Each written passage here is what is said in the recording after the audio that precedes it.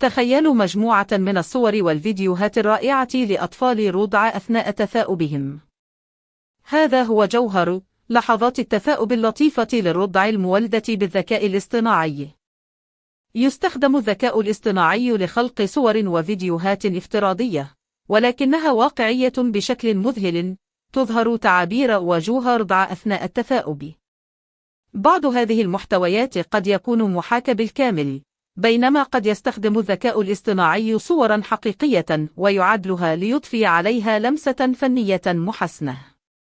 يستخدم هذا النوع من المحتوى غالبا لأغراض ترفيهية على منصات التواصل الاجتماعي، إما كصور مضحكة أو مقاطع فيديو لطيفة تجذب المشاهدين.